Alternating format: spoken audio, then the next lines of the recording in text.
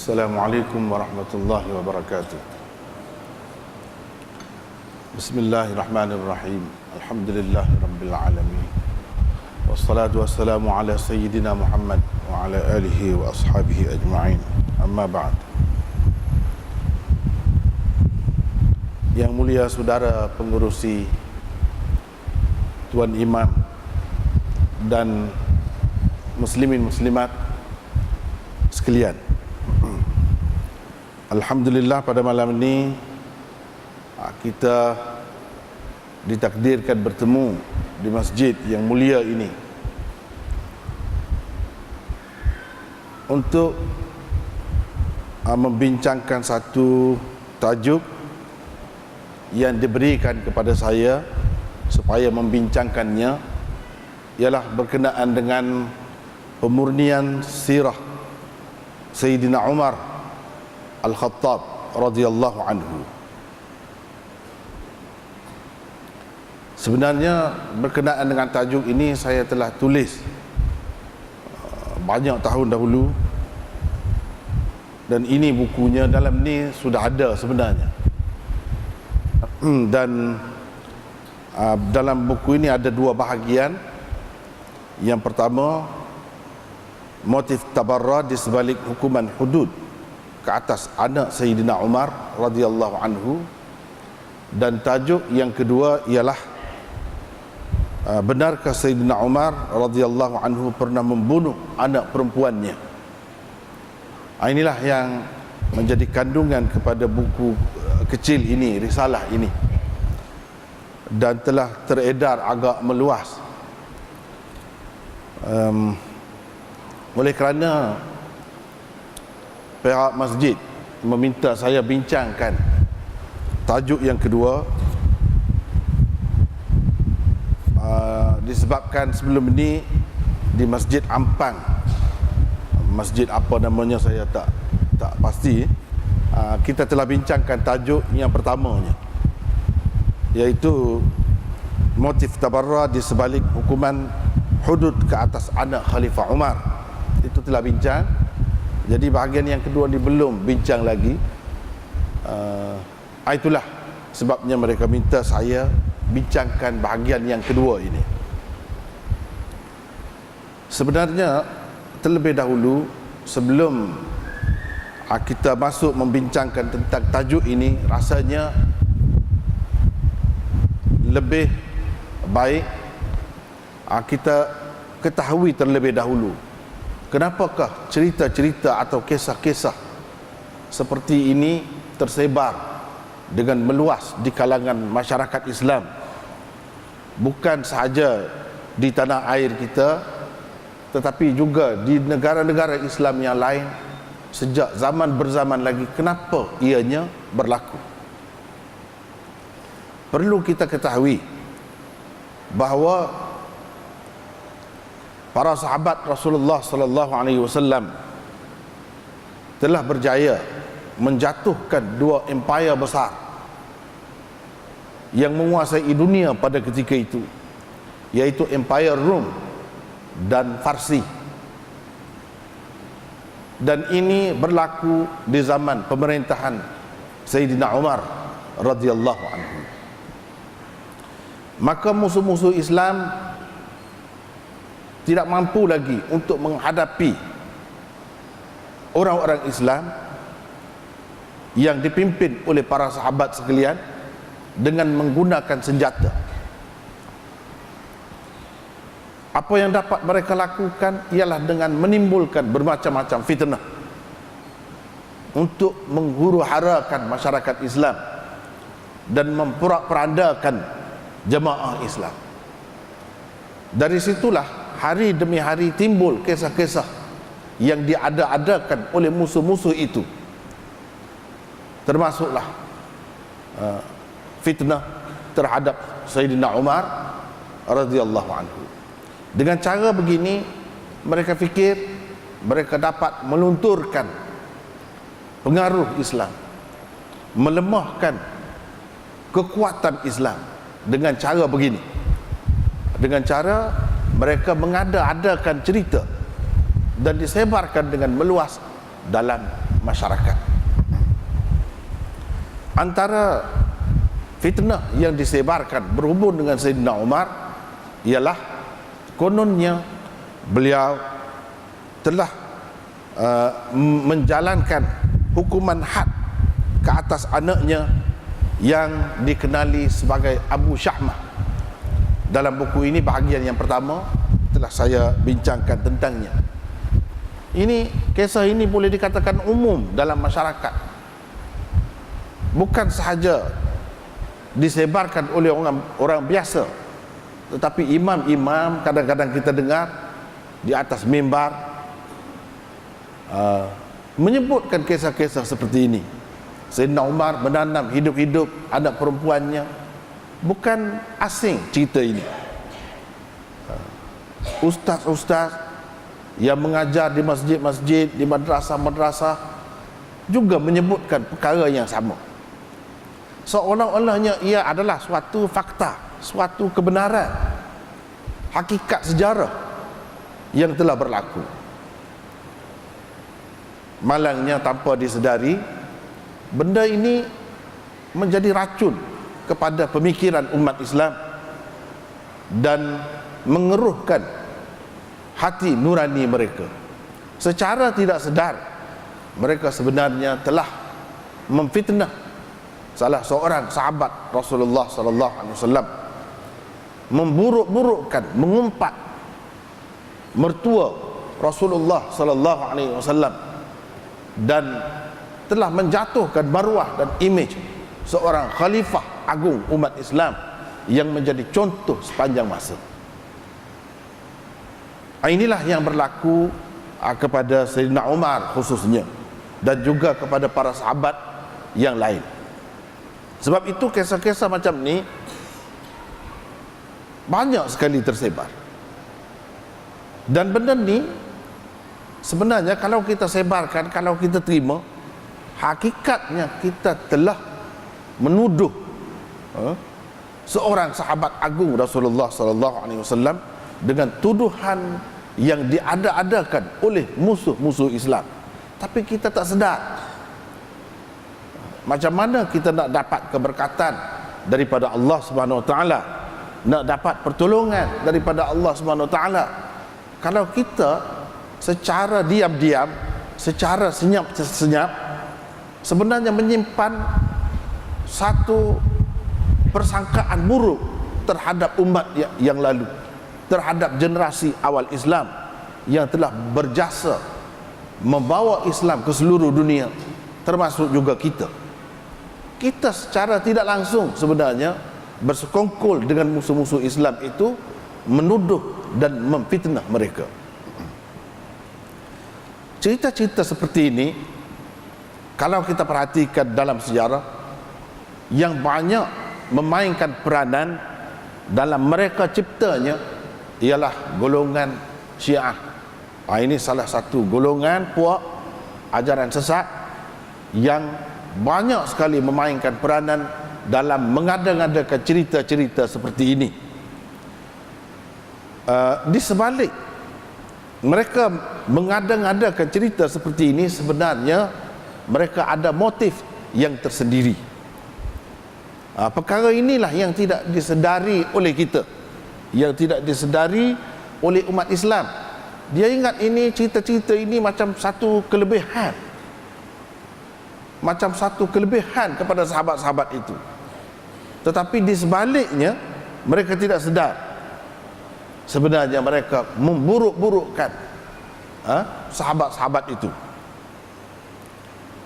Perlu muslimin dan muslimat sekalian mengetahui terlebih dahulu satu istilah yang terlalu baru kepada masyarakat kita, yang menjadi asas kepada penganut-penganut Syiah khususnya dalam menyebarkan cerita-cerita ini, yaitu tabarra.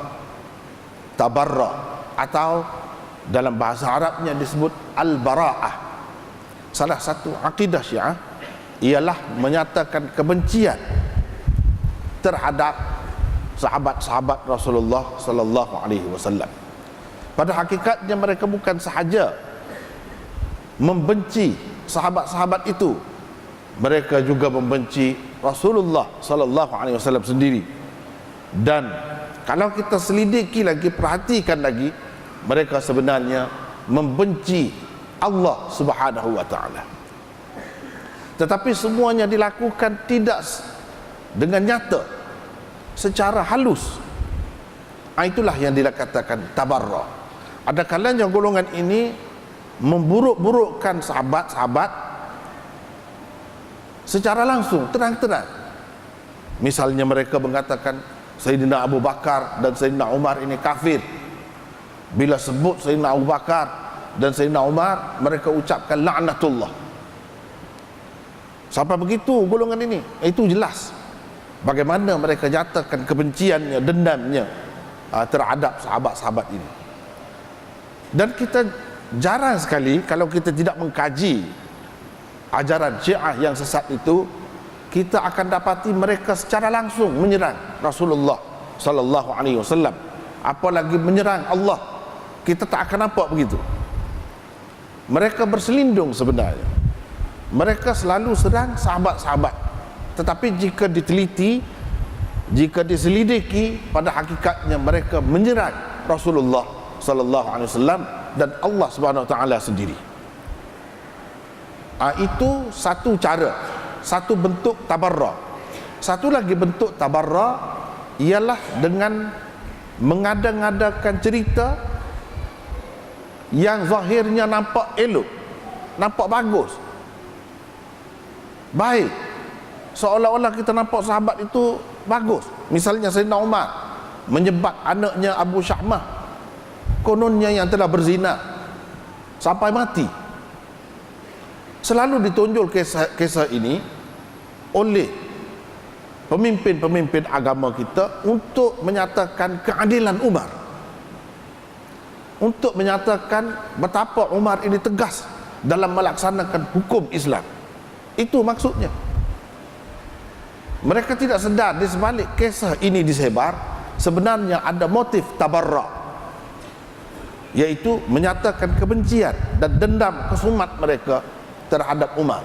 Zahirnya nampak macam adil Sayyidina Umar, tetapi kalau kita kaji, sebenarnya mereka sebarkan cerita itu untuk melepaskan dendam dan kebencian mereka melalui satu prinsip yang dinamakan tabarra ataupun al-bara'ah. Tetapi tabarra ini ataupun al-bara'ah ini dilakukan secara berselindung, tidak secara langsung. Zahirnya tak nampak, tetapi hakikatnya nampak. Dan mereka hendak menyatakan Islam ini tidak berjaya apapun. Rasulullah sallallahu alaihi wasallam sendiri pun tidak berjaya. Al-Quran itu bukan mengandungi mukjizat. Sebabnya misalnya kalau dalam kisah Abu Syahmah itu, seolah-olahnya di Madinah pada ketika itu masih lagi ramai orang yang minum arak, masih lagi ada kilang arak. Kalau kita kata sekarang ni kilang, masih lagi ada tempat buat proses arak. Jadi sehingga anak Sayyidina Umar itu sendiri terlibat dalam minum arak. Dan kerana minum arak itulah, dalam mabuk itulah dia berzina. Dan anak Sayyidina Umar itu pula dikatakan seorang yang kuat, baca Quran selalu, siang malam, pagi petang baca Quran. Tetapi daripada perbuatan dia tu kita nampak Al-Quran tidak dapat mencegah dia daripada melakukan kemungkaran dan fahsyat seperti berzina itu. Kita tengok berapa banyak keburukan di celah cerita itu, tetapi zahirnya yang kita nampak keadilan Umar. Itulah yang ditonjolkan oleh pemimpin-pemimpin agama kita, terdiri daripada tuan-tuan guru, ustaz-ustaz, imam-imam dan lain-lain lagi. Nampak dia tonjolkan ini sebagai keadilan, tetapi dia tak sedar di celah-celah itu ada keburukan-keburukan tadi. Dan ada pula orang Yahudi yang duduk di Madinah masih lagi buat arak dan sebar dengan meluas di kalangan orang-orang Islam. Padahal pada ketika itu orang-orang Yahudi sudah tidak ada di Madinah. Macam mana dalam kisah itu dikatakan ada masih ada lagi di Madinah dan masih lagi berniaga buat arak, sebar arak. Sedangkan yang kita baca dalam sejarah atau sirah yang sebenarnya, Sayyidina Umar telah melaksanakan perintah Rasulullah sallallahu alaihi wasallam. Bila Rasulullah sallallahu alaihi wasallam dekat nak wafat, dia kata apa? Akhrijul yahud min jaziratil Arab.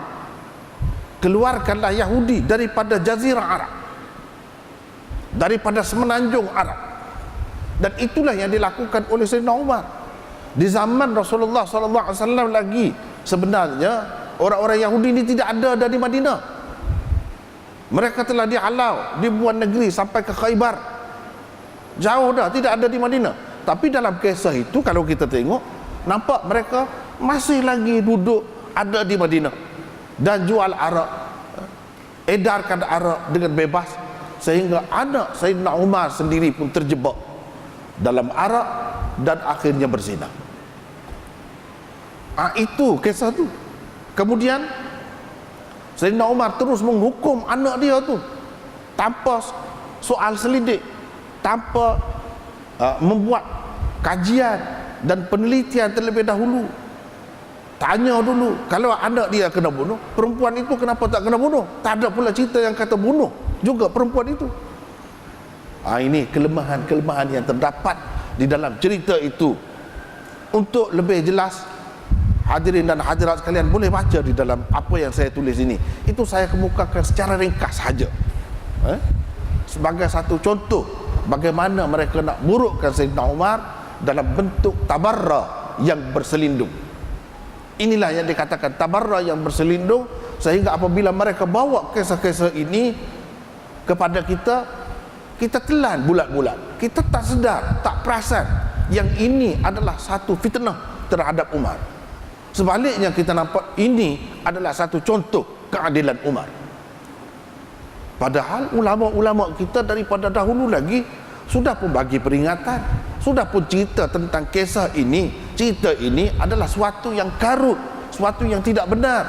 Ini adalah suatu yang maudhu'. Tetapi benda ini tidak meluas dalam masyarakat. Yang meluas ialah kisah-kisah tadi tersebar. Itu satu.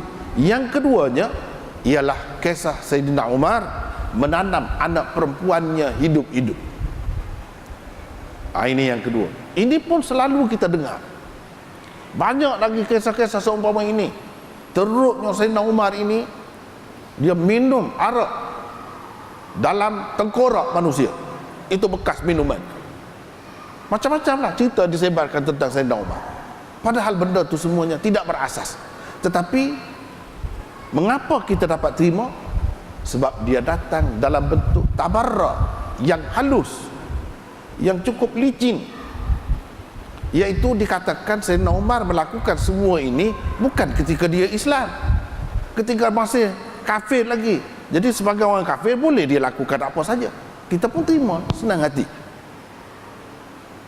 Masalahnya kalau kata ini dilakukan oleh Sayyidina Umar pada ketika dia bukan Islam, biar tentu cerita itu betul dulu, walaupun ketika bukan Islam.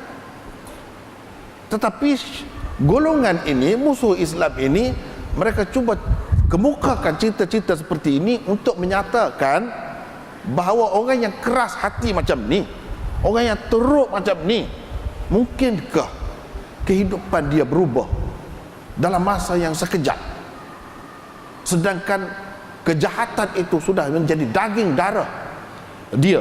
Adakah mungkin dia cuba menimbulkan kemuskilan, keraguan di dalam hati kita? Dia nak kata tak mungkin. Kalau ada pun dia menerima Islam, itu ada kepentingannya sendiri.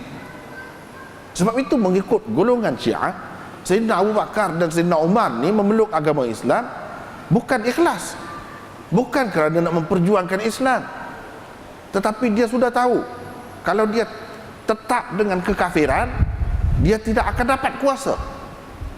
Jadi dia pura-pura memeluk agama Islam untuk kemudiannya memerintah, mendapat kuasa. Macam orang-orang politik sekarang ni lah. Jadi nak kedudukan, dia sanggup buat apa saja. dalam dunia moden ni. Macam tu digambarkan sahabat-sahabat itu. Macam tu. Jadi mengikut mereka, itu tujuannya. Yang sebenarnya tak mungkin orang yang sejahat ini, sezalim ini akan menjadi Islam yang baik. Itu satu perkara yang dia tanam, racun yang dia masukkan ke dalam fikiran kita, supaya kita susah nak terima.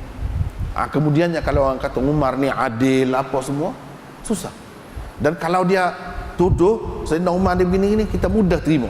Sebab apa? Kita sudah biasa dah. Kita sudah biasa dah. Otak kita ataupun jiwa kita sudah kebas. Dia sudah bagi ubat kebas kepada kita dahulu. Itu cara dia, maksud dia. Termasuklah yang diminta saya kemukakan pada malam ini, iaitu kisah yang kedua. Sayyidina Umar membunuh hidup-hidup anak perempuan. Kalau tuan-tuan ada ini, buku ini, boleh tengok pada muka surat 27. Sebab saya pun secara satu persatu tak ingat sepenuhnya. Benda ni lama dah sudah saya tulis. Jadi ada baiknya kalau kita tengok di sini, berpandukan di sini untuk perbincangan ini. Sebenarnya yang mendorong saya menulis artikel ini asalnya ialah saya tengok meluas sangat cerita ni disebarkan dalam masyarakat. Imam-imam di atas mimbar sebut juga. Dalam majalah itu, majalah ini pun masuk juga. Dalam buku itu, buku ini pun ada juga, ustaz-ustaz pun sebut juga. Sebab itu cuba tengok pada muka surat 27. Ada beberapa buah buku yang disebarkan dengan agak meluas dalam masyarakat, memuatkan kisah Sayyidina Umar radhiyallahu anhu kononnya telah membunuh seorang anak perempuannya dengan menanamnya hidup-hidup. Benda ini tersebar dengan meluas. Jadi kita perlu ingat, bukan di tempat kita sahaja. Kadang-kadang orang kita ni dia ingat ini kita terjemah daripada buku Arab. Jadi buku Arab, pengarang Arab tu seolah-olahnya dia sudah teliti, dia sudah tapis betul-betul, ini maklumat yang mesti betul. Padahalnya tidak begitu. Jangan kita ingat begitu.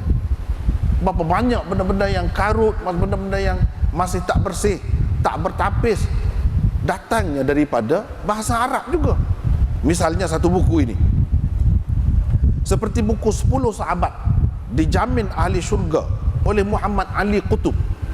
Ini yang sempat saya tengok, yang tak tengok banyak lagi sebenarnya. Saudara-saudara sekalian yang membaca mungkin sudah menemuinya banyak, lebih daripada yang saya sebut ini. Ini yang saya tengok pada masa itu. Terbitan Pustaka Nasional Singapura, pada muka surat 50-51 dia ada sebut kisah ini. Itu terjemahan daripada buku Arab. Itulah yang menyebabkan masyarakat kita ni betul-betul percaya yang benda ini memang berlaku. Sebab bukan tersebar di kalangan kita sahaja, di kalangan orang Arab pun begitu juga. Semuanya benda ni tersebar, disebarkan dan diterima oleh masyarakat tanpa kesedaran sebenarnya. Dan yang menjadi mangsa malangnya bukan orang biasa. Orang biasa ni terima saja. Yang mula-mula menyebarkan benda-benda ni ialah pengarang-pengarang tu, tokoh-tokoh agama itu. Tetapi malangnya mereka kurang teliti dalam perkara ini. Dan ini boleh berlaku, sebenarnya telah berlaku sekian lama, beribu tahun dah, 1000 tahun lebih dah telah berlaku keadaan seumpama ini. Jadi itulah perlunya kita kembali kepada sirah ataupun sejarah Rasulullah sallallahu alaihi wasallam yang sebenar, sejarah sahabat Rasulullah sallallahu alaihi wasallam yang bersih, yang betul-betul bertapis. Jangan kira ada saja dalam buku kita sebarkan terus. Sebab itu tidak bertanggungjawab. Berarti kita memfitnah seorang sahabat. Besar fitnah itu. Kita fitnah sama sendiri pun besar dah dosanya, apalagi kita fitnah sahabat. Terdapat juga 2 artikel yang disiarkan di dalam akhbar Harakah. Satunya disiarkan sebagai bahan bacaan untuk kanak-kanak di ruangan Bestari. Saya tulis di sini, Harakah 18 Disember 1998. Ada benda. Dan satu lagi artikel hasil penyelidikan satu kumpulan yang memakai nama Ilham. Harakah 30 November 1998. Ini yang saya dapat kesan, yang saya tahu pada ketika tulis ini. Sebenarnya tersebar dengan lebih meluas lagi. Saya percaya muslimin dan muslimat yang hadir pada malam ini telah membaca, telah menemui cerita ni selain daripada rujukan yang saya beri. Saya percaya begitu. Sebab ia sangat meluas, tersebar.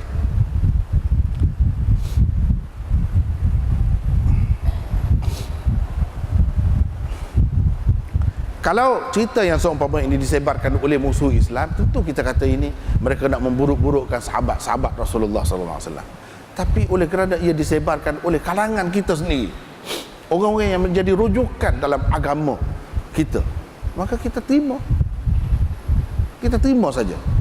Padahalnya ia tidak benar sama sekali.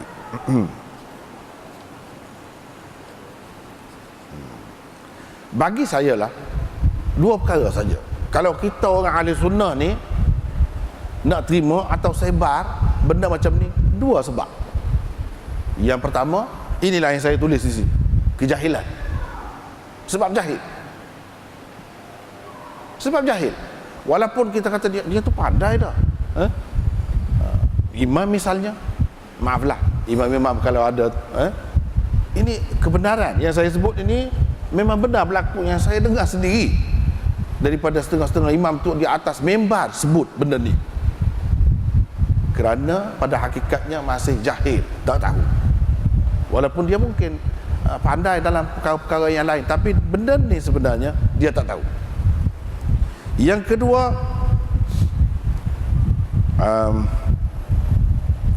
kerana menganggap kisah ini berlaku sewaktu Sayyidina Umar belum Islam. Jadi apa salahnya benda ni kalau dilakukan oleh Umar? Dia tidak Islam lagi.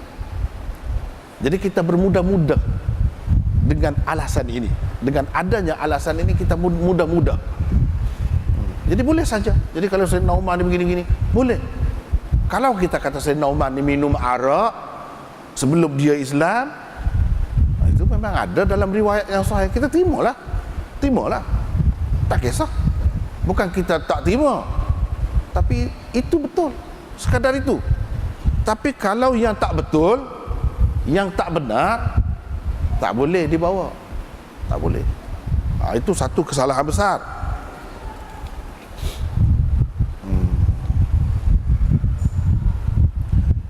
Masyarakat kita menerima kisah ini dengan alasan inilah menunjukkan Islam tu hebat.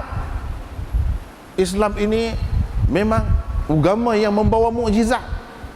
Sebab orang yang teruk macam Umar itu, kejam macam Umar itu pun boleh berubah sampai jadi sebaik-baik manusia, seadil-adil manusia. Itu sebab kita terima cerita ni. Itulah alasannya yang mendorong semua kita dengan mudah saja cerita ni. Sebab ini cerita zaman jahiliyah, bukan selepas Sayyidina Umar Islam.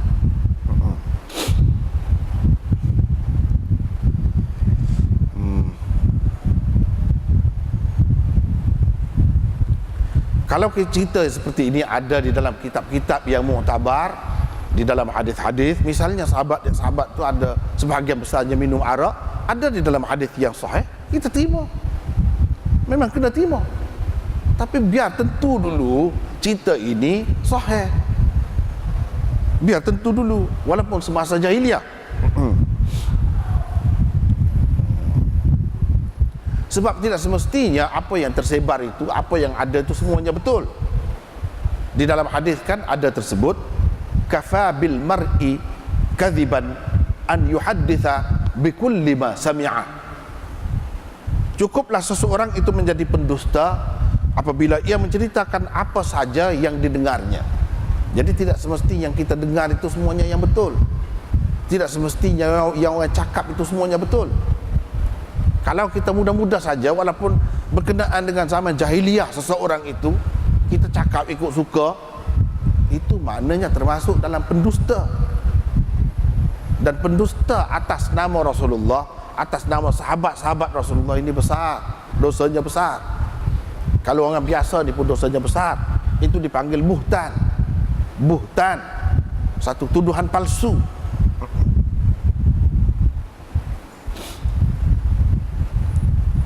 Yang saya petik sedikit, yang saya petik sedikit daripada artikel tadi yang disebarkan dalam akhbar Harakah suatu ketika dahulu. Begini bunyinya, boleh dilihat pada muka surat 29.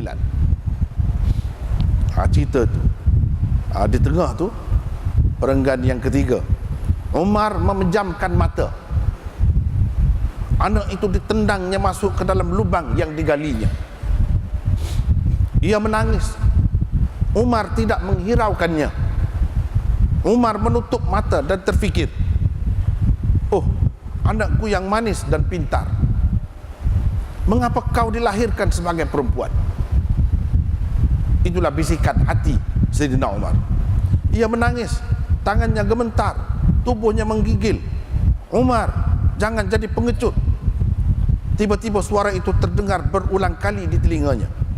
Lalu sambil menahan kesedihannya, Umar meneruskan lagi menimbun pasir ke lubang tadi, sehinggalah anak itu menghembuskan nafasnya yang terakhir. Itulah kisah Sayyidina Umar menanam anak perempuannya hidup-hidup. Itulah antara yang saya petik sedikit. Banyak lagi, banyak versinya ni. Kalau kita tengok yang lain, macam lain pula cerita.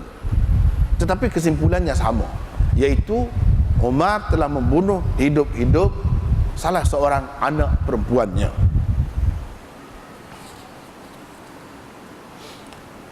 Sedangkan kalau kita perhatikan, ini yang saya kemukakan pada muka surat 29,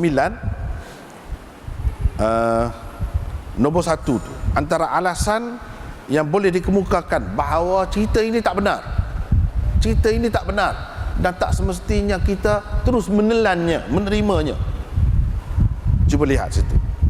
Tidak ada satu pun riwayat yang boleh dipertanggungjawabkan untuk membuktikan seorang pun daripada kabilah Quraisy pernah menanam anak hidup-hidup, apatah lagi untuk membuktikan Sayyidina Umar radhiyallahu anhu membunuh anak perempuan sendiri. Kita perlu sedar, ramai di antara kita, masyarakat kita ni, dia ingat semua orang Arab jahiliah ni memang bunuh anak perempuan hidup-hidup. Adakah begitu? Jawabnya tidak semua. Bukan semua kabilah Arab, terutama kalau Quraisy. Tidak ada satu pun riwayat sahih yang menunjukkan mereka juga terlibat dalam pembunuhan anak-anak perempuan hidup-hidup. Tak ada. Apatah lagi kita nak kata Sayyidina Umar, lagi tidak ada riwayat. Bayang pun tak ada di dalam kitab-kitab hadis yang sahih, di dalam kitab-kitab sirah yang muktabar, tak ada. Tapi benda ni tersebar dengan meluas. Orang Quraisy tak ada terlibat. Bukan semua orang Arab terlibat. Yang disebut dalam Quran kata bunuh anak, memang betul. Wa idzal mau'udatu su'ilat, itu berkenaan dengan anak perempuan ini ditanam hidup-hidup lah. Besok nanti di akhirat nanti, anak perempuan yang ditanam hidup-hidup itu akan ditanya kenapa dia dibunuh. Tetapi perlu kita ketahui bahawa bukan semua kabilah Arab terlibat dalam pembunuhan anak-anak perempuan. Bukan. Quraisy tak termasuk. Yang kedua, cuba tengok muka surat 30. Adat menanam anak perempuan hidup-hidup berlaku di kalangan setengah-setengah kabilah Bani Tamim dan Asad yang bimbangkan kepapaan menimpa mereka disebabkan anak-anak itu. Ini saja ada beberapa kalangan, bukan semua.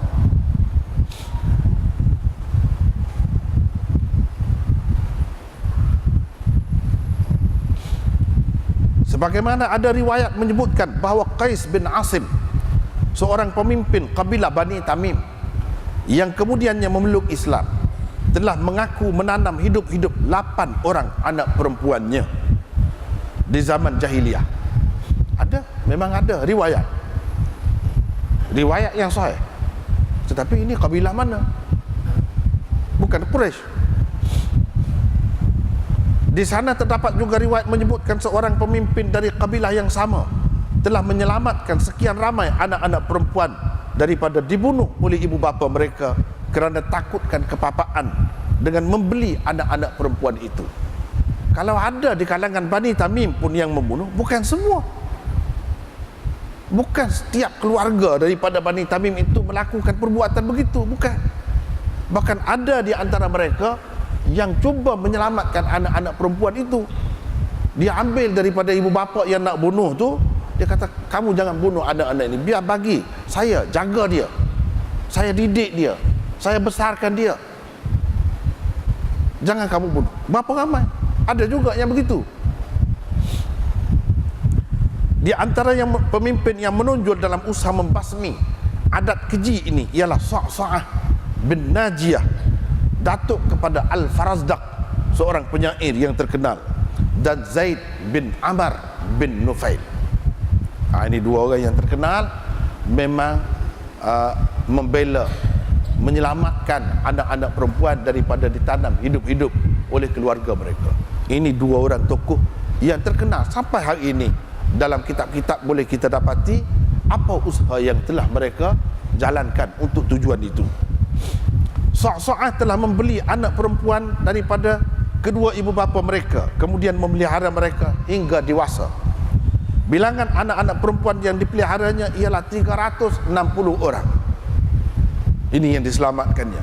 Ada di dalam sejarah, bahkan di dalam kitab hadis. Ini yang saya petik ini daripada kitab At-Tabarani dalam Al-Mu'jamul Kabirnya, jilid 8 muka surat 77.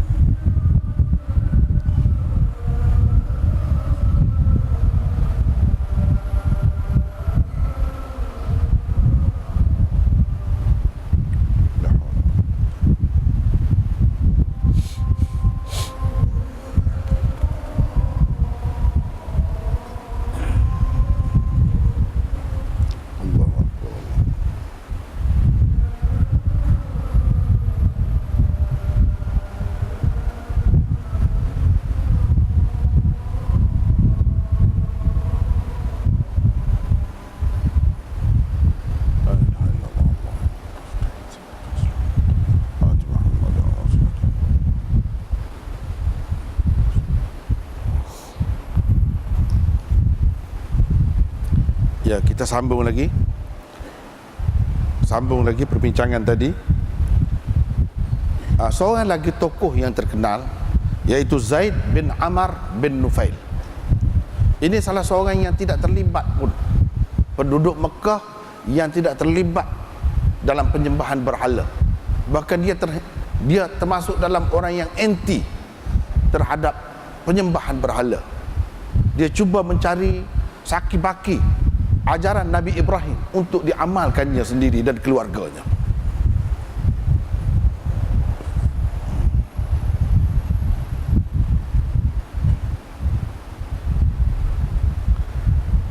Pada muka surat 31 dalam buku ini, antara amalan baik jasa Zaid bin Ammar bin Nufail ialah beliau membeli anak-anak perempuan daripada ibu bapa mereka, lalu memeliharanya hingga dewasa.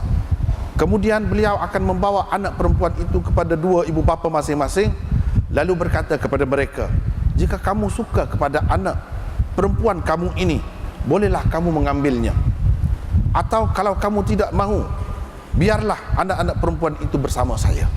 Ini tersebut di dalam Sahih Bukhari jilid 1 muka surat 540.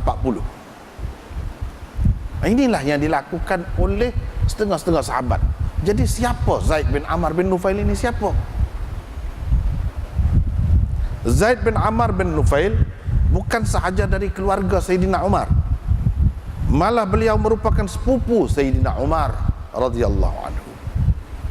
Adik perempuan Sayyidina Umar yang bernama Fatimah menjadi isteri kepada anaknya Sa'id bin Zaid bin Ammar bin Nufail. Sa'id itu salah seorang sahabat 10 Rasulullah sallallahu alaihi wasallam yang dijanjikan syurga. Itu suami kepada adik Sayyidina Umar. Manakala anak perempuan Zaid pula menjadi isteri Sayyidina Umar sendiri. Jadi dia ni mertua Sayyidina Umar. Zaid bin Ammar bin Nufail mertua Sayyidina Umar.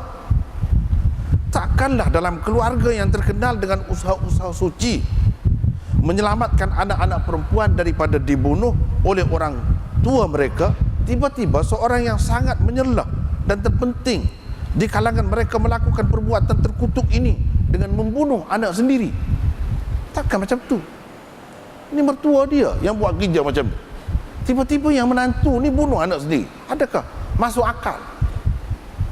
Kalau betul-betul telah berlaku, mesti ada di dalam riwayat-riwayat yang boleh dipertanggungjawabkan. Mesti ada di dalam kitab-kitab yang muktabar. Ini tidak ada.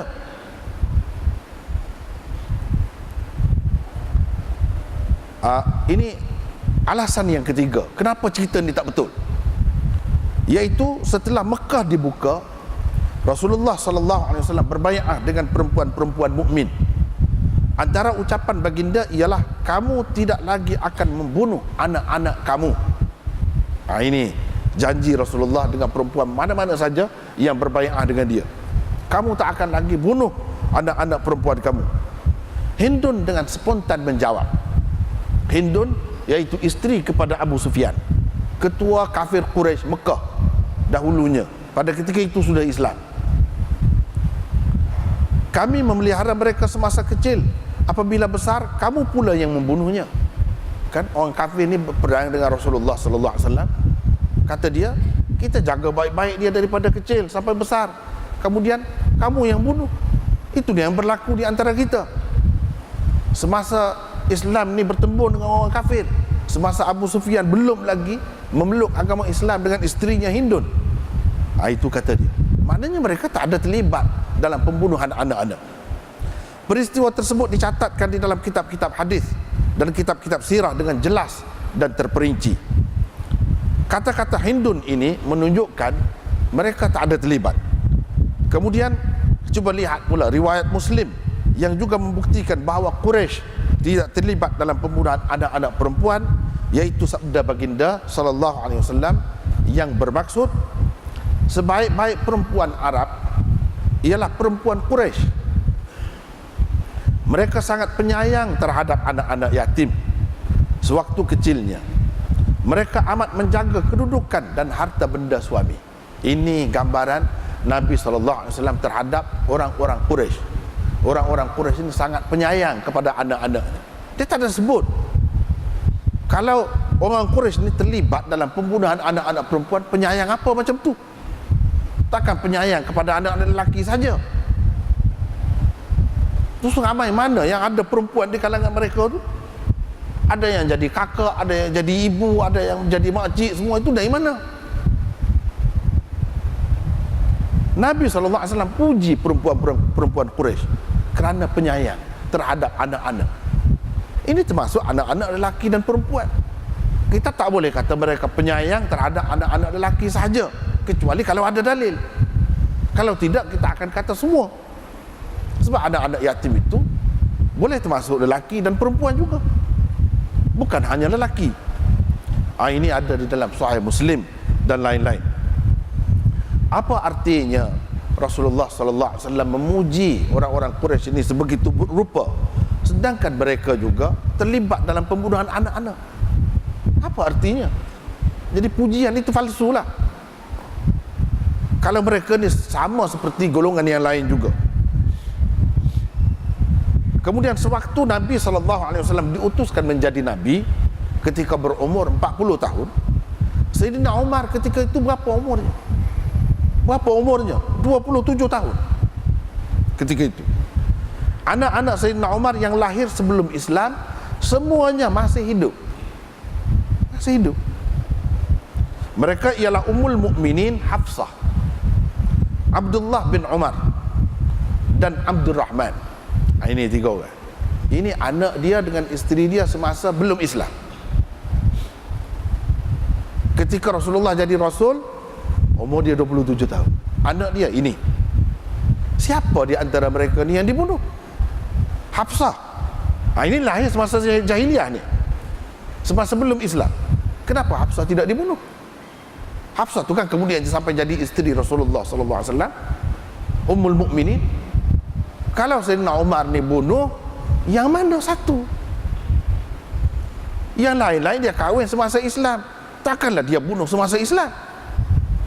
Dia tanam hidup-hidup anak perempuan dia semasa Islam. Takkan begitu. Kalau kita nak kaitkan semasa jahiliah dengan isteri dia yang mana dan anak dia nama apa, mesti bertanggungjawab. Jangan mudah-mudah nak tuduh Sayyidina Umar ini. Sayyidina Umar bukan calon-calon orang, begitu berjasa kepada umat. Dalam tradisi Arab, seseorang itu dikuniahkan, yang dikaitkan dengan nama anaknya, anak sulungnya terutamanya. Sebagaimana kuniah Nabi kita ialah Abul Qasim. Nabi Muhammad sallallahu alaihi wasallam, Nabi kita kuniahnya Abul Qasim, bapa Qasim. Itu cara orang Arab panggil seseorang tu, dia panggil begitulah. Abul Qasim, Abu Muhammad, Abu Khalid dan sebagainya. Itu cara dia tak panggil nama betul. Jadi Qasim itu anak sulung Sayyidina Umar. Kuniah Sayyidina Umar ialah Abu Hafsin. Abu Hafsin. Hafsin itu siapa? Hafsah lah, bukan orang lain. Hafsah apabila dalam bentuk bahasa Arab ni, dalam bentuk yang tertentu, dia buang tak itu, dia buang tak marbutah yang menunjukkan muannas itu. Ini bukan maknanya anak Sayyidina Umar ada seorang yang bernama Hafsun. Hafsin tak ada. Hafsun ini ialah Hafsah. Abu Hafsin ialah bapa kepada Hafsah. Hafsah itu perempuan. Baik, kalau kita kata mana boleh ini lelaki Hafsin bukan Hafsah, tandalah kita menunjukkan kita tak tahu bahasa Arab. Kalau kita belajar sastra Arab, di dalam Sab'ul Mu'allaqat misalnya, Imru'ul Qais berkata, penyair agung Arab yang mana syair dia digantung dekat Kaabah, pasal terpilih nombor 1. Apa dia kata? Afatimu mahlan ba'da hadha at-tadalluli wa in kunti qad azma'ti sarmi fa ajmili. Itu katanya. Afatimu mahlan, nama kekasihnya Fatimah. Fatimu dia sebut, dia tak sebut Fatimah. Ini menunjukkan orang Arab dalam penggunaannya di tempat-tempat tertentu dia buang tak itu. Setengah-setengah orang dia tak faham. Dia kata ini Hafsin ini apa maknanya? Lelaki, bukan perempuan. Jadi kunyah Sayyidina Umar ini kunyah kepada anaknya, dia lelaki. Mana ada nama anak Sayyidina Umar Hafsin? Ada yang mentakwil, dia kata Hafsin itu makna dia singa atau harimau. Sebab Sayyidina Umar ini berani sangat orangnya, jadi bapa singa. Siapa yang kata begitu? Hafsin ini anak dia, perempuan itu. Maknanya Sayyidina Umar ni tak malu nak kaitkan diri dia dengan anak perempuannya. Kalau seorang tu benci kepada anak perempuan, boleh tanam hidup-hidup dia tak akan kaitkan nama anak perempuan dia dengan dia. Itu caranya. Tetapi setengah-setengah orang yang tak faham, dia cuba takwil macam tadilah. Dia tak tengok dalam syair tadi. Afatimu mahlan ba'd hadha tadalluli wa in kunti qad azma'ti sarmi fa ajmili. Di situ juga penyair buangkan tak. Fatimu maknanya Fatimah, bukan Fatimu tu lelaki. Sebab orang lelaki bercinta berkasih dengan seorang perempuan, bukan sama lelaki.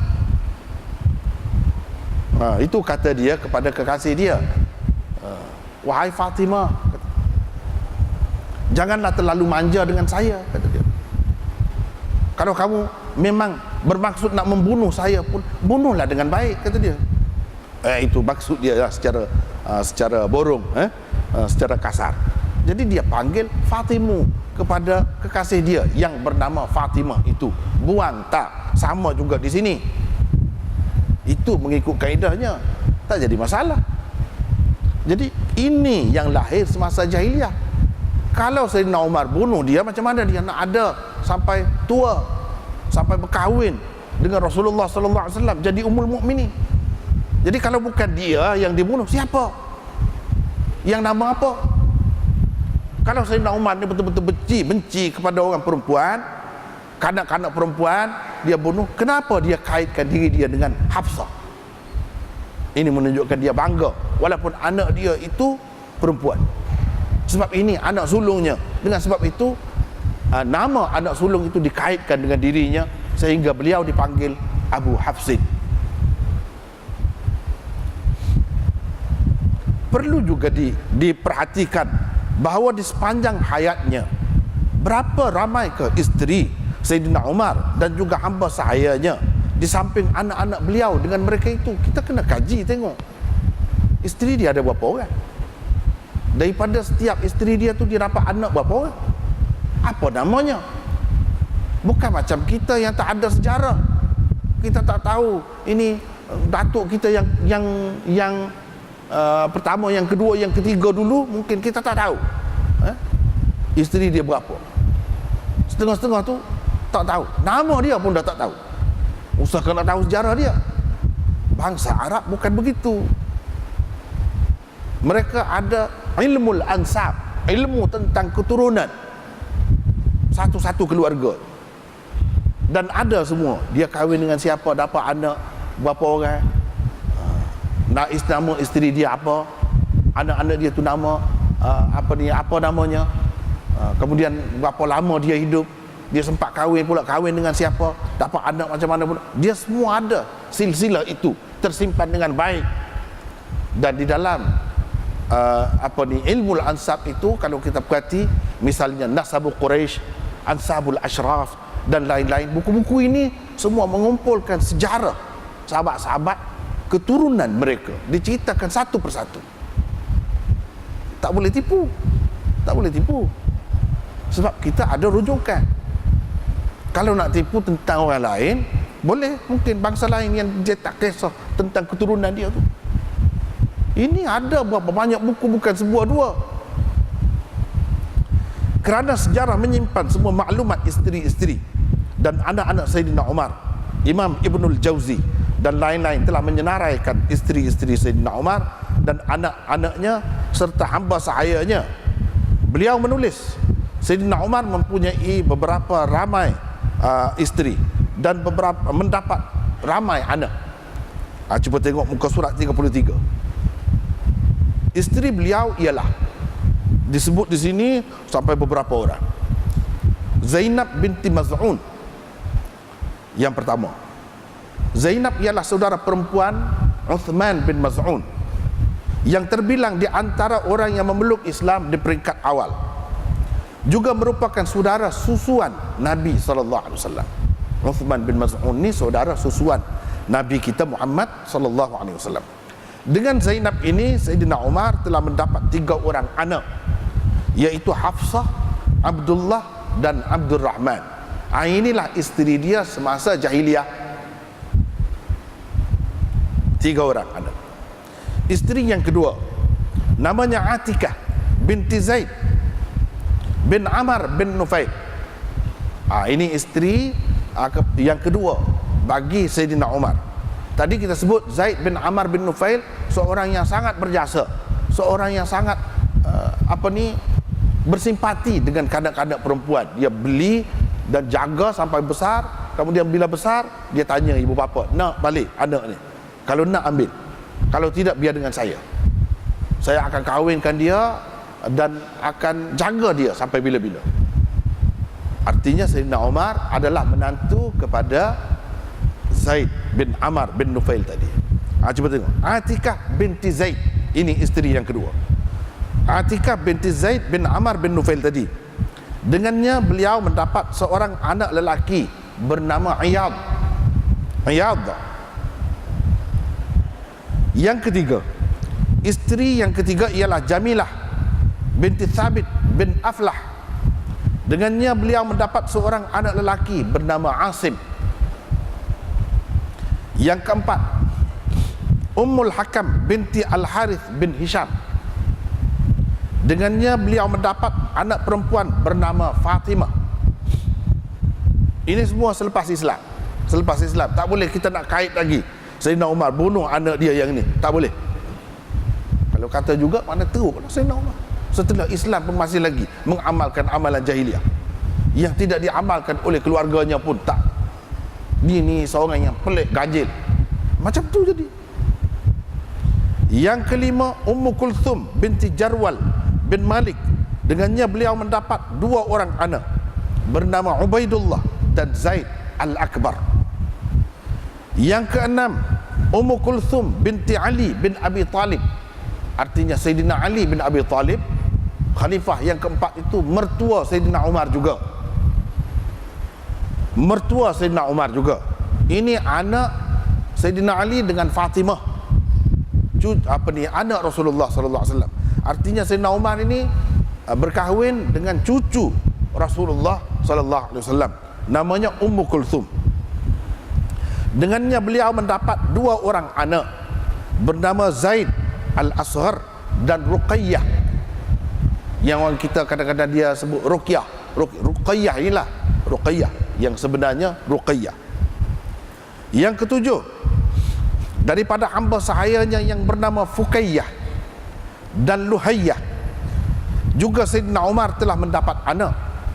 Dengan Fukayyah dia mendapat anak perempuan bernama Zainab, dan Luhayyah beliau mendapat anak bernama Abdurrahman Al-Awsat dan Abdurrahman Al-Asghar. Ini isteri-isteri dan hamba sahaya Sayyidina Umar. Isterinya ada 6 dalam satu masa kah? Tentunya tidak kan. Sebab dalam satu masa orang Islam kita ni, umat Muhammad ini paling ramai pun 4 orang. Jadi kenapa 6? Ada yang mati di celah-celah itu, ada yang berpisah, bercerai. Maka dia gantikan dengan isteri yang lain. Sebab kebiasaan orang-orang Arab pada masa itu, sahabat-sahabat Rasulullah sallallahu alaihi wasallam, dia kahwin ramai. Kalau 4 sampai 4 kahwin, itu umumnya. Bukan sedikit, bukan seorang 2. Sehingga boleh dikatakan hampir tidak ada sahabat yang tidak bermasalah, tidak berpoligami, tidak ramai isterinya. Termasuk Sayyidina Umar sendiri. Itu tak mengambil kira hamba saya. Hamba sayanya ramai. Ini hamba saya yang dia dapat anak pun ada sebut. Jadi kesimpulannya, anak Sayyidina Umar adalah seperti berikut. Lelaki Ini pada muka surat 34. Abdullah. Yang kedua Abdurrahman Al-Akbar. Yang ketiga Abdurrahman Al-Awsat. Yang keempat Abdurrahman Al-Asghar. Yang kelima Zaid Al-Akbar. Yang keenam Zaid Al-Asghar. Yang ketujuh Ubaidullah. Yang ke-8 Asim. Yang ke-9 Iyad. Ini anak lelaki. Anak perempuan Sayyidina Umar pula, ini senarainya. Yang pertama Hafsah. Yang kedua Ruqayyah. Yang ketiga Fatimah. Yang keempat Zainab. 4 orang. 4 orang anak dia perempuan. Jadi kita nak tahu yang mana satu daripada 4 orang ni yang dia telah bunuh semasa kecil. Yang dia dapat semasa jahiliah Hafsah sahaja. Hafsah tak mati, hidup sampai kahwin dengan Rasulullah sallallahu alaihi wasallam. Yang lain-lain ini dia kahwin dan dapat anak selepas Islam. Adakah Sayyidina Umar membunuh anak dia setelah dia Islam? Tanam hidup-hidup anak dia. Kalau dia telah buat begitu, yang mana satu? Ini 4 orang ini, yang mana satu? Sebab itulah dalam cerita-cerita tadi dia tak sebut nama. Dia takut. Kalau dia sebut nama nanti orang boleh kesan. Baik kalau tak sebut nama orang katanya dengan isterinya yang mana. Tapi malangnya budaya bertanya, budaya yang mengkritik macam tu tidak ada dalam masyarakat kita. Jarang sekali. Kita hanya tahu terima saja. Apa yang orang hidangkan kita makan saja. Tak kira benda tu racun ke atau memang sesuatu yang berguna sebagai makanan untuk kita. Ini malangnya yang berlaku dalam masyarakat kita. Tapi kalau kita kaji, tengok, cuba kita tanya soalan-soalan tadi, kemukakan soalan tadi, tak jawab. Kenapa tak sebut nama? Cuba sebut. Anak dengan isteri yang mana?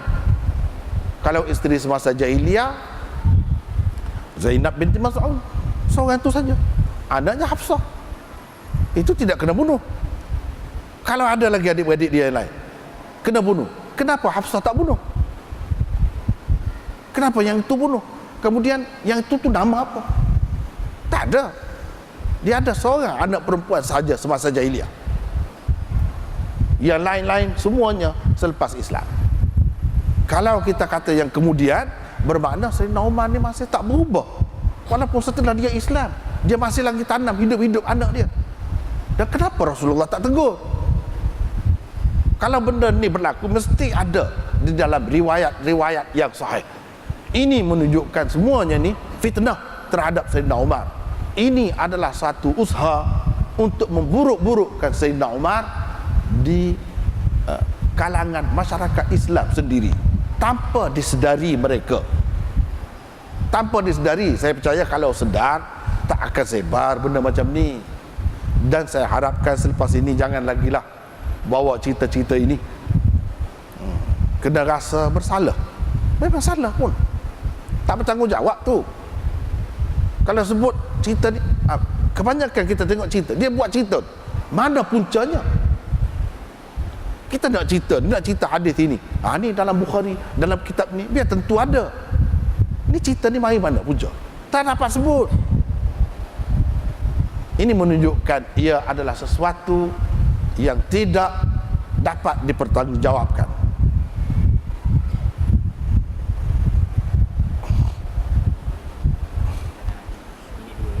Ya.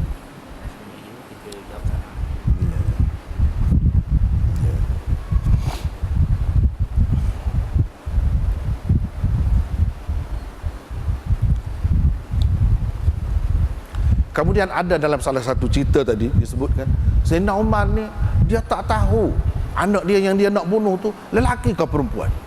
Setelah berumur 4-5 tahun baru dia tahu yang anak dia tu perempuan. Barulah dia terfikir nak bunuh. Adakah patut macam tu? Cuba kita fikir. Sayyidina Umar ni orang macam mana? Langsung tidak ada sifat penyayang, prihatin, ambil berat terhadap anak-anak. Langsung tak. Sampai 4 tahun tak tahu. Setelah 4 tahun tu barulah dia sedar. Kalau tidak dah lama dah dia bunuh. Sesoalannya begitulah. Tapi kadang-kadang bila kita sebarkan cerita ni, kita tulis, kita tak terfikir tu benda tu. Sebenarnya tak terfikir. Kita orang ahli sunnah ni, saya percaya tidak ada maksud dan niat yang jahat terhadap Sayyidina Umar. Tentu sekali tidak ada begitu. Tapi kita telah menjadi mangsa sebenarnya kepada musuh-musuh Islam yang memang telah merancang untuk memburuk-burukkan, memusnahkan imej baik generasi awal Islam dahulu.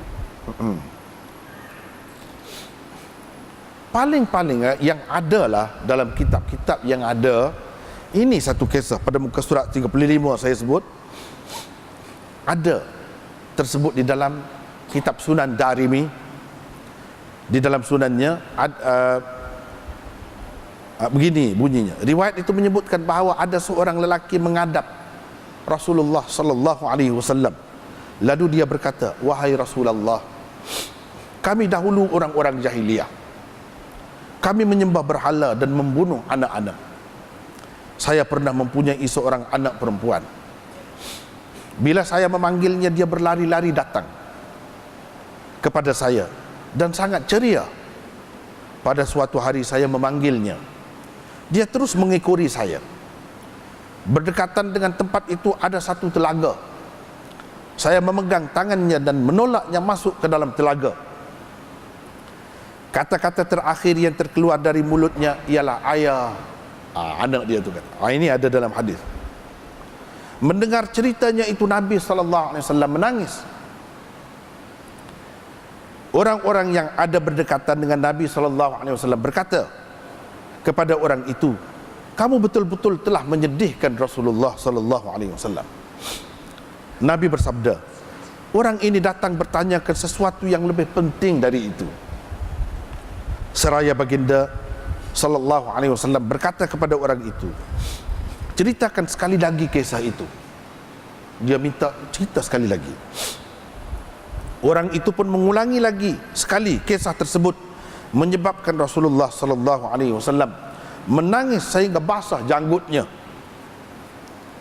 Kemudian Nabi SAW bersabda, "Perkara-perkara yang telah dilakukan oleh mereka di zaman jahiliyah telah dihapuskan oleh Allah Subhanahu wa taala dengan masuknya mereka ke dalam Islam." Bila Islam, segala kejahatan apa bentuk sekalipun Allah hapuskan. Allah tak kira dah. Itu yang Nabi SAW kata. Sekarang mulakanlah amalan-amalan yang lain. Di dalam Sunan Ad-Darimi jilid 1 muka surat 3. Ini adalah satu kisah dari seorang yang tidak diketahui siapa sebenarnya. Tak jelas, tak ada sebut nama siapa. Tak ada sebut nama. Apa namanya? Tak ada.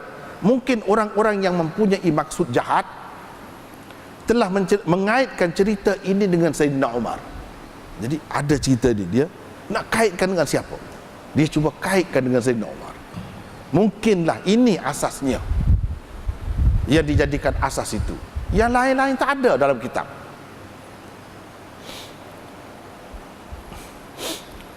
Padahal cerita ini pun jika ditimbang dengan neraca ilmu riwayat juga tidak dapat disabitkan, kerana Wadin adalah merupakan perawi teratas, lahir pada tahun 80 Hijrah dan wafat pada tahun 149 Hijrah. Sedangkan dia tidak pula menceritakan perawi lain di atasnya. Tidak mungkin dia telah mendengar sendiri kisah ini 80 tahun sebelum kelahirannya. Kalau kita orang yang belajar hadis, kita tengok dulu cerita tu, tak boleh terima terus. Walaupun ada dalam kitab-kitab hadis pun tak boleh terima. Kena tengok dulu macam mana sanadnya, macam mana kandungannya. Kena tengok. Kena nilai dari sudut riwayatnya, dari sudut dirayatnya. Kena tengok. Bukan boleh telan buta begitu. Tak boleh.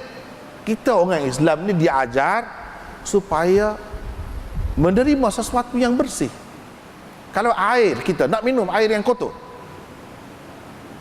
air yang keruh, tak lalu kita nak minum, kita tapis. Sebab itu ulama-ulama telah buat penapis untuk kita, dan untuk menapis cerita-cerita ni, mana yang betul, mana yang tak betul. mana yang boleh diterima sebagai hakikat sejarah kita dan mana yang tak boleh. Tak boleh kita terima saja begitu cerita. Sebab itulah ulama-ulama Islam dari dahulu lagi mereka bekerja keras menceritakan, mendedahkan benda-benda ini. Macam riwayat tadi, itu paling yang ada pun. Itu sebenarnya riwayat Wadin. Perawi teratasnya lahir pada tahun 80 Hijrah. Sedangkan peristiwa ini berlaku pada berapa? Tahun berapa? Kita katalah pada tahun 10 Hijrah. Sebab selepas itu Rasulullah sallallahu alaihi wasallam wafat. Katakanlah, maknanya 70 tahun sebelum kelahirannya dia tahu daripada siapa cerita ni. Dalam kaedah periwayatan ilmu hadis mesti kita kena bersambung. Tak boleh orang ni tiba-tiba dia dapat tahu entah daripada mana. Tak boleh tiba. Mesti kena ada orang yang dengar sendiri daripada Rasulullah sallallahu alaihi wasallam dan tahu peristiwa itu. Ada dalam majlis itu. Dia cerita kepada orang kemudiannya, lalu kepada orang yang di bawahnya, dan begitulah seterusnya sampai kepada pengarang kitab itu. Yang jelasnya di sini Wadin itu lahir pada tahun 80 dan perawi di atasnya tidak ada. Bermakna riwayat ini dalam istilahnya dipanggil mursal. Atau dalam istilah lebih umum kita panggil riwayat yang munqati', putus. Riwayat yang macam ini kita tak boleh terima. Dan ini adalah sesuatu yang tidak boleh dipertanggungjawabkan. Selain itu Wadin itu sendiri, Wadin bin Atha ni sendiri adalah seorang yang dipertikaikan oleh ulama rijal hadis. Dia tu sendiri, perawi tu sendiri bukannya perawi yang diterima oleh ulama untuk kita pakai hadis dia tu. Imam Bukhari, Muslim dan Nasai tidak mahu menerima riwayatnya. Ibnu Sa'ad berkata dia seorang yang dhaif, dan begitulah seterusnya. Macam mana perawi yang macam ni kita nak terima? Kalau kita andaikan saja, kita terimalah. Tapi dalam ni mana ada sebut cerita Sayyidina Umar? Kenapa dikaitkan dengan Sayyidina Umar? Tak ada kena-mengena tu. Kalau ada pun mungkinlah, seperti mana dalam riwayat lain yang sahih ada sebut orang pada masa tu bunuh anak hidup-hidup, ya kita boleh terima. Tapi kenapa dikaitkan dengan Umar? Ini nampak sangat ni dendam dia ni, kebenciannya terhadap Umar, dan mereka cerita yang seumpama ini sebenarnya untuk menyatakan tabarra, iaitu rasa benci dan dendam kesumatnya terhadap sahabat agung Rasulullah sallallahu alaihi wasallam. Itulah hakikat. Oleh kerana masa tak mengizinkan kita lagi, jadi rasanya setakat itulah perbincangannya, dan itu pun sebenarnya sudah mencukupi untuk kita menolak cerita palsu tadi. Cerita itu langsung tak sepatutnya disebarkan oleh seorang Islam, oleh seorang yang cintakan generasi awal Islam, seorang yang cintakan kepada Rasulullah sallallahu alaihi wasallam dan sahabat-sahabatnya. Jadi rasanya setakat itu dulu untuk perbincangan buku ini. Wallahu alam wa akhiru da'wana alhamdulillahi rabbil alamin.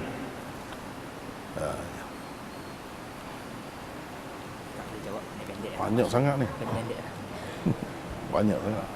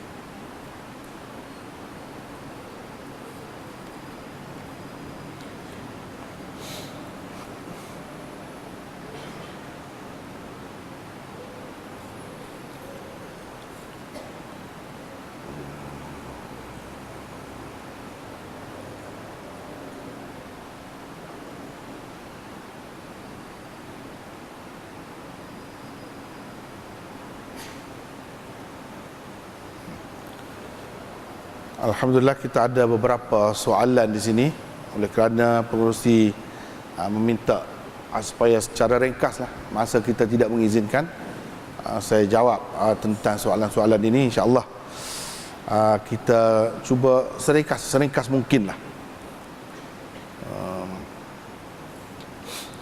Yang pertama, oleh kerana saya utamakan yang ada kaitan dengan perbincangan kita ni, benarkah tiada langsung hadis yang menceritakan tentang dua kisah ini dalam mana-mana kitab? Memang tak ada. Kalau ada, cuba tunjukkanlah, buktikanlah. Yang kita sebutkan tadi paling ada pun dalam Sunan Darimi, itu saja. Yang lain tidak ada tempat rujukan disebutkan. Kisah itu kalau ada disebarkan, dia tak ada sebut rujukannya. Paling tinggi yang ada yang tadi itu tak ada kena-mengena dengan Sayyidina Umar. Bolehkah mengambil kaedah mengisbatkan lebih utama daripada menafikan? Maksudnya menerima kisah Umar tanam anak lebih utama dari menolak. Jika sirah sahabat sudah itu habis. Soalan yang kedua, bolehkah kita pakai kaedah al-muthbit muqaddam ala nafi? Sekarang ni saya menafikan kisah itu tak ada. Jadi orang-orang yang telah menyebarkan cerita ni, dia katakan ada.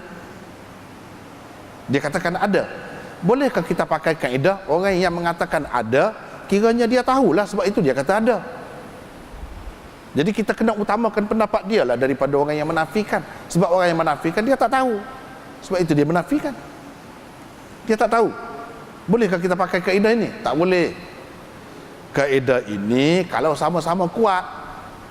Tapi kalau yang menyabitkan itu dia tak ada sandarannya, tak ada rujukannya, tak ada tempat pegangannya, macam mana kita nak utamakan? Kalau macam tu, siapa saja yang mendakwa, kita akan kata dia lebih tahulah, sebab itu dia dakwa. Macam tu jadi haru biru.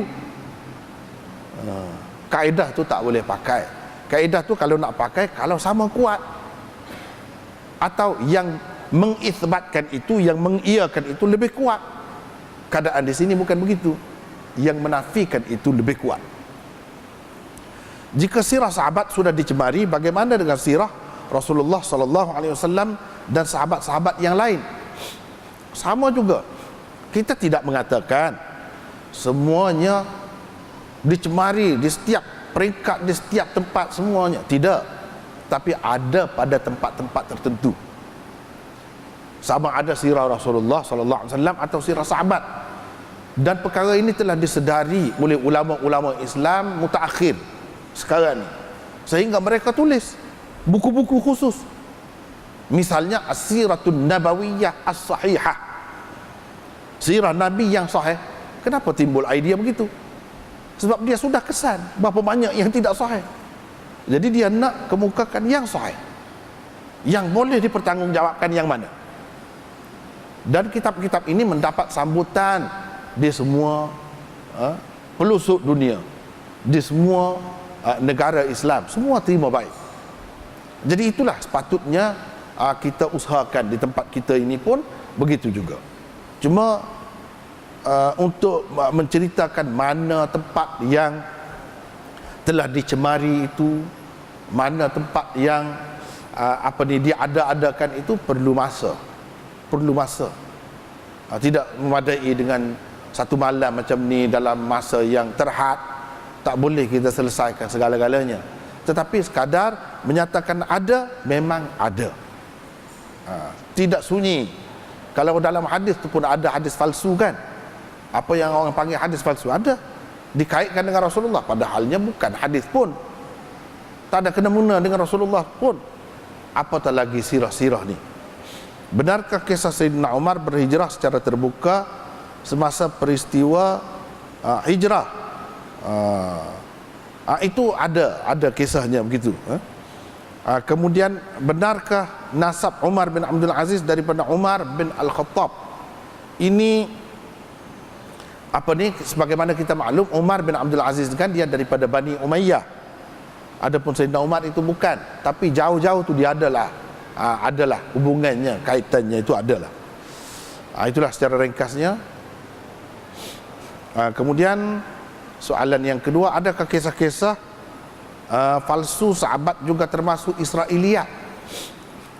Kisah-kisah falsu tentang sahabat ini ia tak termasuk dalam Israiliyat, tetapi kebanyakannya termasuk dalam Syi'iyat. Syi'iyat iaitu cerita-cerita yang direka dan diada-adakan oleh golongan Syiah ataupun golongan-golongan lain yang merupakan musuh para sahabat. Mereka lah yang buat cerita ni. Jadi ini tak termasuk dalam Israiliyat. Israiliyat ni yang berasas daripada kitab-kitab Bani Israel, Bible dan sebagainya. Itu berkenaan dengan nabi-nabi dahulu. Adapun yang tersebut di dalam kitab-kitab tu dia tak ada sebut tentang sahabat-sahabat ni. Kisah Umar ditegur seorang wanita, itu memang benar, ada.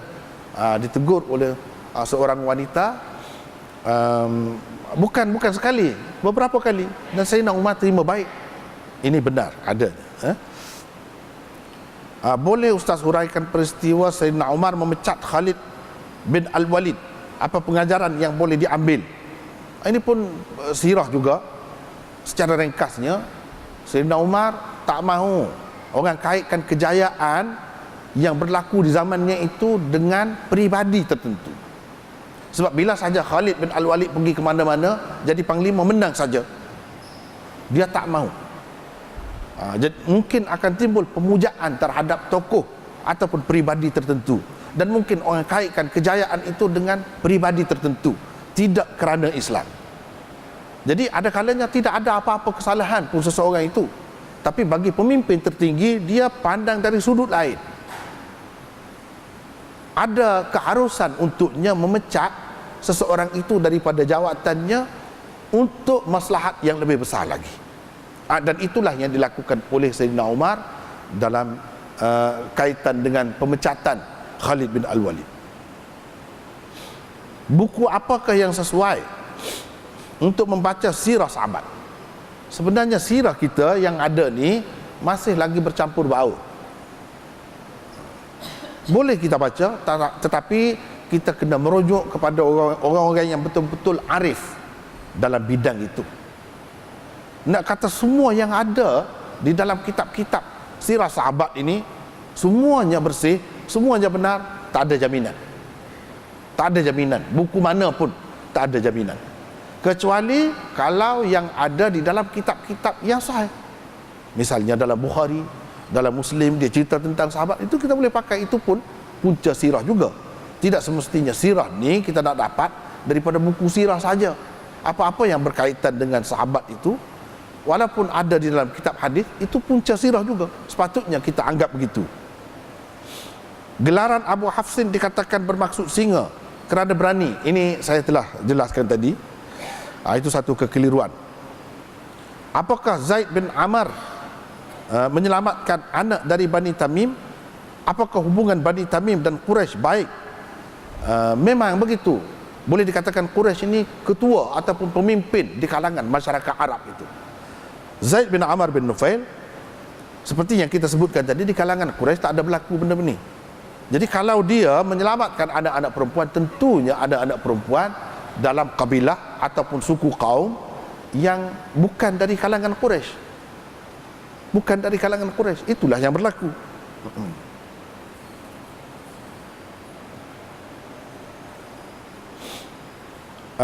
Ini soalan yang ketiga.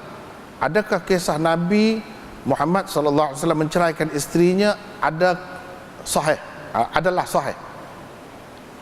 Bolehkah Maulana ceritakan secara ringkas?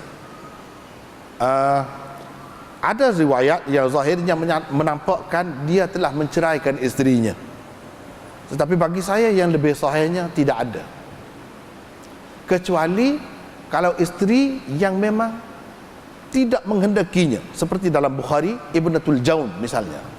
Ibnatul Jaun namanya Umaymah, itu memang Rasulullah sallallahu alaihi wasallam ceraikan.